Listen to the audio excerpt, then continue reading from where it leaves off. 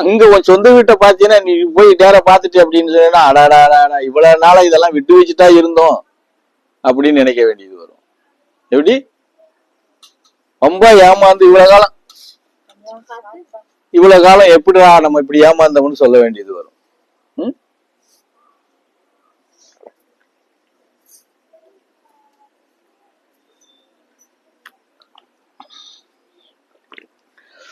அப்ப அதெல்லாம் நம்ம எப்ப பாக்குறது? உன் சொந்த ஊரு, உன் சொந்த வீடு, உன் சொந்த பந்தம் எல்லாம் இருக்கிற இடமே வேற.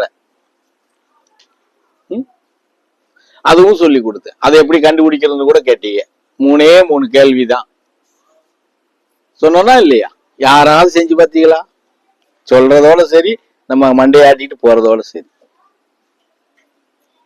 அந்த 3 கேள்விக்கு பதில் தெரிஞ்சிட்டாலே நீ பாதி இறைவனாயிருவ. அது தெரிஞ்சிட்டாலே முடிஞ்சு வச்சு எல்லாமே விஷயம் அதுக்குள்ளே அடங்கி போயிடும். அதுவும் சொல்லி பார்த்துட்டேன். எந்த கதையும் சொன்ன மாதிரி ஓம் பப்பு எங்கள்கிட்ட வேகாதுறாங்கிறது மாதிரி வேக மாட்டேங்குது. அதுதான் பட்டாணி போட்டாலும் வேக மாட்டேங்குது, பூம்பருப்பு போட்டாலும் வேக மாட்டேங்குது.